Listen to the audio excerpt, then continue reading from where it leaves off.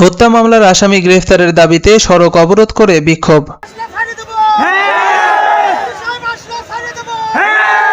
পাবনার বেড়া থেকে আলমগীর কবির পল্লবের পাঠানো তথ্যচিত্রে বিস্তারিত জানাচ্ছি মাসুম বিল্লাহ।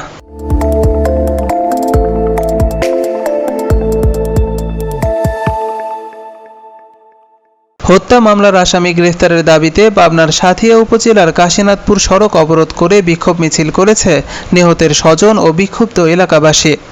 এ সময় যান চলাচল বন্ধ হয়ে প্রায় 2 কিলোমিটার তীব্র যানজটের সৃষ্টি হয়। এতে ভোগান্তিতে পড়ে যানবাহনের সাধারণ যাত্রীরা।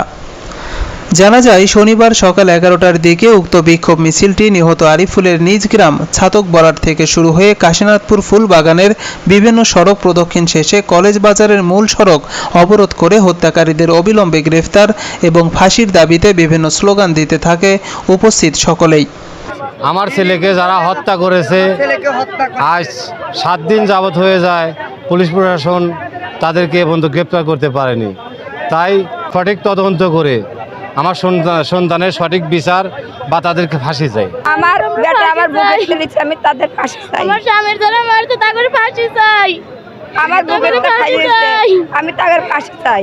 যারা মারছে তাদের ফাঁসি চাই। আমার সন্তানের যারা এতিম করছে তাদের ফাঁসি চাই। আমার নিরাপদে স্বামীর যারা মারছে তাদের ফাঁসি চাই। আমরা কোনো বিচার পাই না এ পর্যন্ত। 7 দিন হয়ে গেছে। আসাদ কাজী, সিরাজ কাজী, মোস্তফা কাজী, রহম, রিজা, রবিন, জিলাল এরা প্রকাশ্যে হাসি, রান্দাও, চাপাটি, চাইনিজ কুড়েল নিয়ে অতর্কিতভাবে 60-70 জন লোক নিয়ে আমাদের গ্রামে আক্রমণ করে।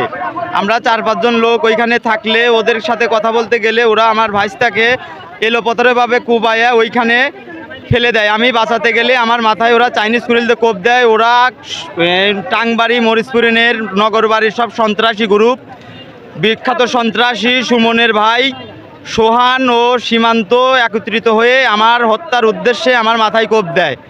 আমার ভাইস্তাকে ওখানে মারে। আমি ওকে যখন বাঁচাতে যাই তখন ওরা আমাকেও মাথায় কোপ দেয়।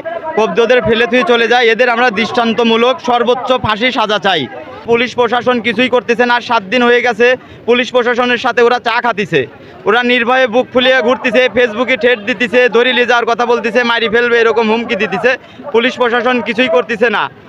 আমরা যতক্ষণ এদের এই খুনিদের গ্রেপ্তার না হবে আমরা কেউ এই রাস্তা ছাড়বো না। 24 ঘন্টার মধ্যে এই সন্ত্রাসীদের আমরা গ্রেপ্তার চাই, না হলে আমরা কেউ এই অবরোধ রাস্তা ছাড়বো না। আমাদের বাড়ি পাড়া আসে এরা আমার ছেলেকে খুন করে গেছে, দিনে দুপুরে খুন করে গেছে। আমরা এই খুনিদের ফাঁসি চাই, সর্বোচ্চ ফাঁসি চাই।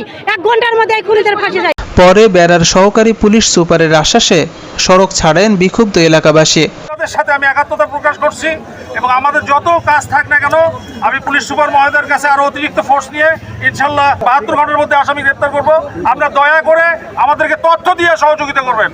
আপনাদের কাছে এইটুকু সহযোগিতা চাই, শুধু তথ্য দেবেন। আর আমি অনুরোধ করব, আপনাদের এই দাবিটা আমি পুলিশ সুপার থেকে সকলকে জানিয়েছি।